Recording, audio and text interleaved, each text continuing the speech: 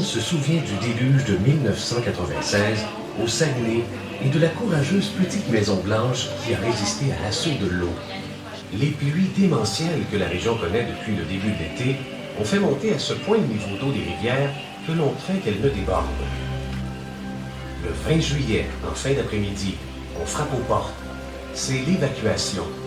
Les policiers donnent l'ordre aux gens du quartier de quitter immédiatement.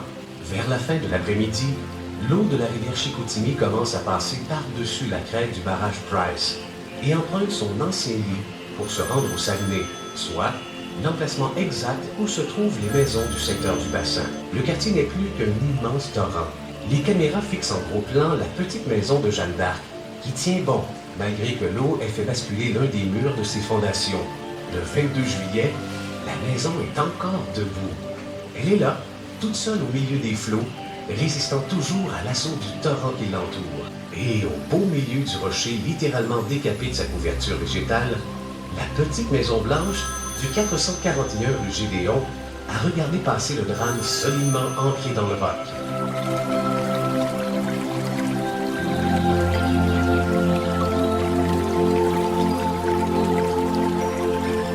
La rivière Chipcho, affluent de la rivière Saguenay, prend naissance au nord du lac Bamuskachou et traverse un territoire majoritairement forestier avant de rejoindre le Saguenay près de Jonquière. Son bassin fait partie du vaste système hydrographique du réservoir Pipmouakan.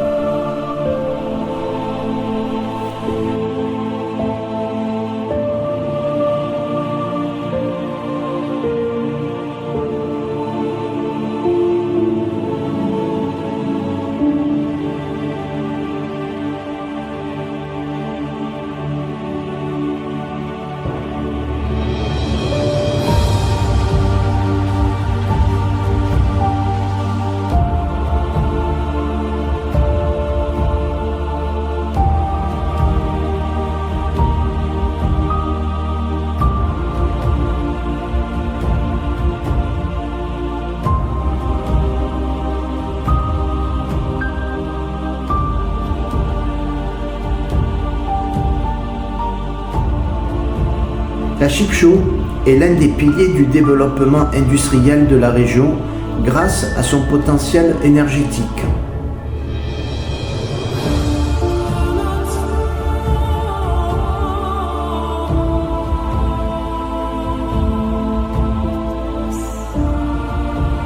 Elle traverse une zone où alternent forêt boréale, lacs et barrages. Son parcours est en grande partie régulé par les infrastructures hydroélectriques, ce qui modifie son débit naturel.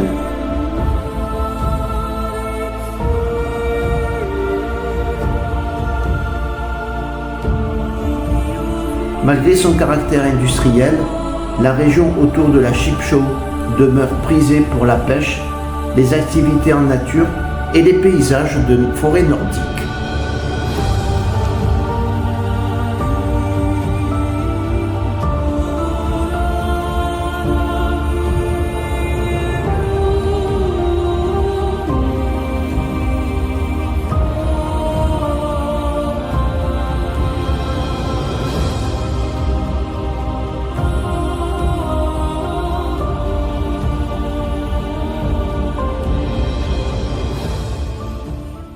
Ça valait le détour?